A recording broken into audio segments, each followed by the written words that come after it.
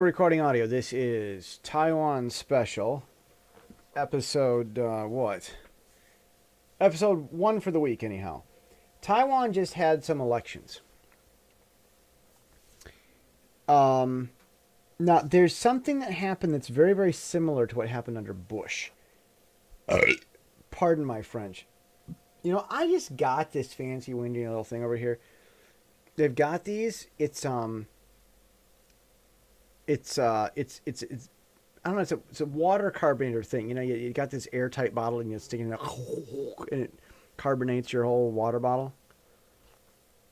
And I love it. You know, I got into drinking party water when I was working for George Jewel Catering in Chicago, and when we were thirsty, the only thing we could drink was the party water, and that was the party water for the staff.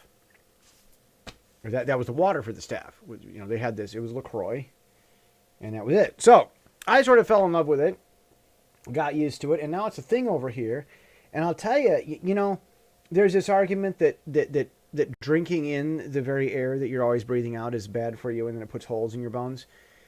There may be truth in that, but there's also a thing like if you're drinking this air water, then you're not drinking cola or something else. So if you're trying to get yourself off of soda or something, this is something to keep you busy.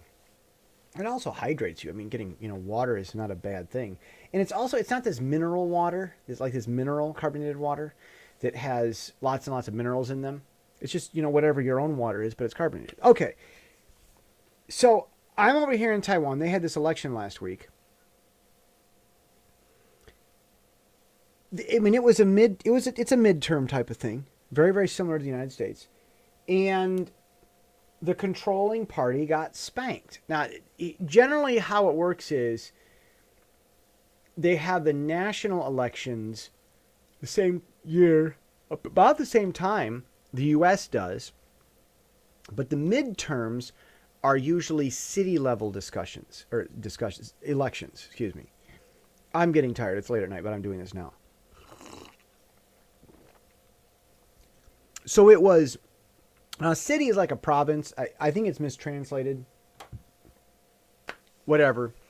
They could, not see prefecture is what they have in Japan. I think it's about empires, but they could call it a province.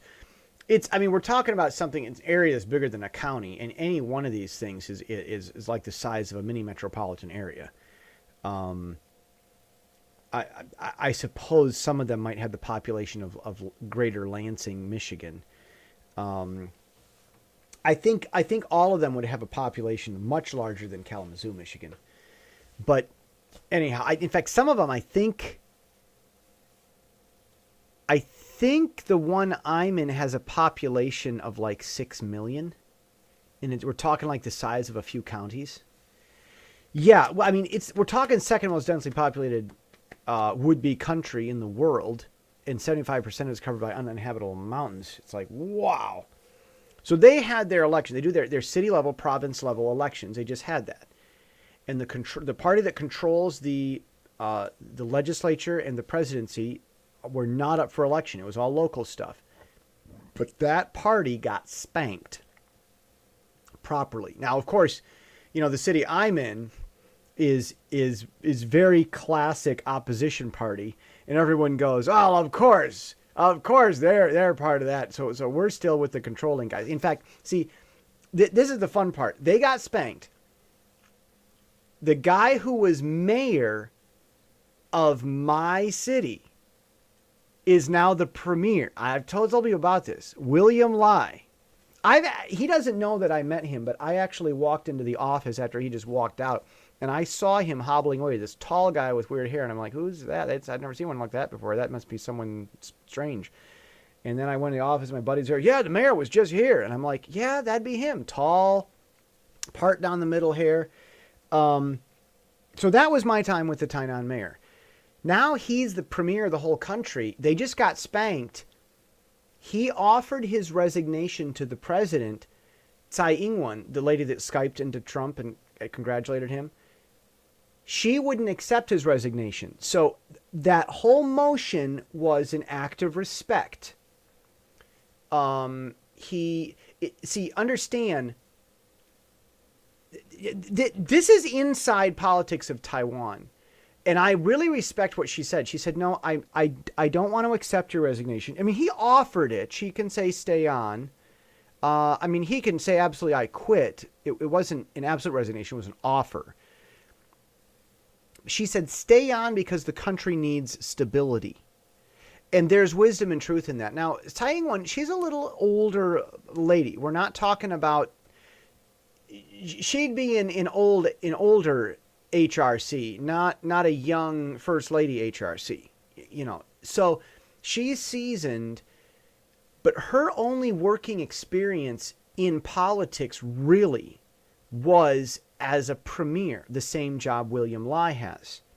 She was never a big leader as an elected official before. She was always just a manager. You know, someone hired her. Oh, you know, I mean, William Lai pretty much needs permission from the president to do his job, and that's his only boss, and that's it. Well, Tsai Ing-wen, that was her job before, but now her boss is the whole country. So, you know, that's a different dynamic. Well, he was mayor of Tainan and had been reelected, which is you only get 2 terms, and it's like 70% popularity, and all he did was refuse to accept corruption money. I mean, basically, he drained the swamp. Basically, by refusing to take money, the whole thing about people putting money there to get this done, that their businesses died. They lost their money to bribe politicians with in the first place, and the whole thing dried up.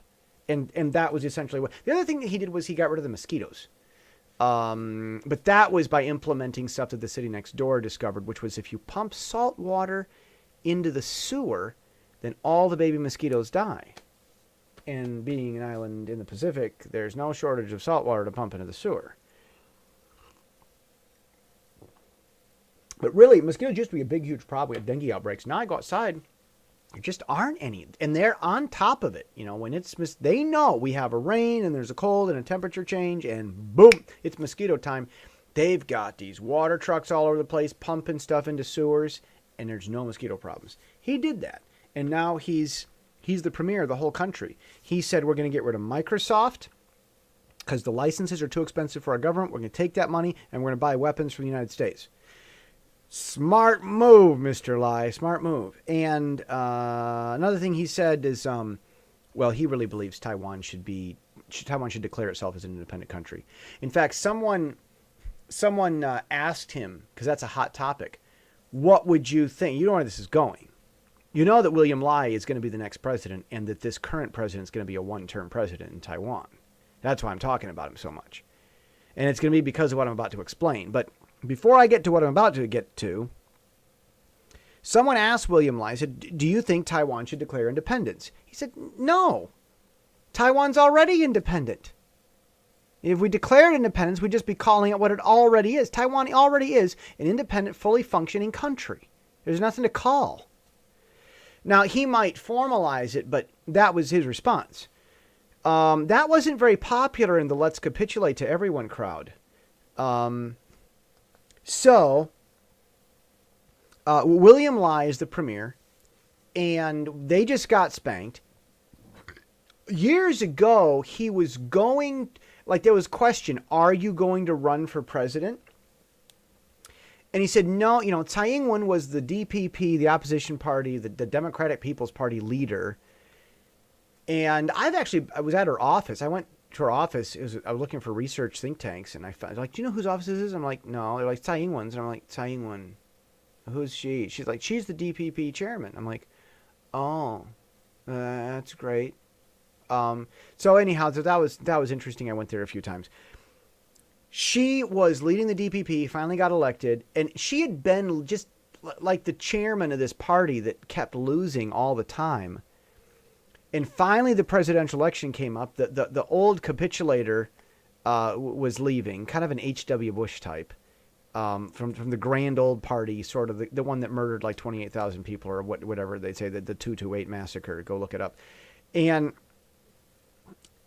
like they were leaving, and it was obvious that this was going to be the party that was going to win, and the controlling party that got defeated at that time put on a show, but it wasn't going to go anywhere. Well, now they just can't come back at the province level. There was a question. This older, mature lady who's been through a lot, never been a politician, but guided the party, is running for president now. She's the chairman of the party, which a lot of times they make it the same. It'd be like Reince Priebus would be the candidate, obvious candidate for president, is how they structure things here. But William Lai was this massive, popular mayor all throughout Taiwan because he wouldn't take corruption money. Was he going to challenge her in a primary? That was a big, big, big, big question. And he said, no. No, we have a leader, and he's always been very polite to her. And he's kept unity, and Trump talks about wanting unity in the Republican Party, and he really showed a lot of unity there. He said, no, I'm not going to run against her. We've got a great leader, and he's a little bit younger. He's a full-time doctor. So anyhow, well, I said I was going to get to a point with all this, so I'm gonna get to that tomorrow.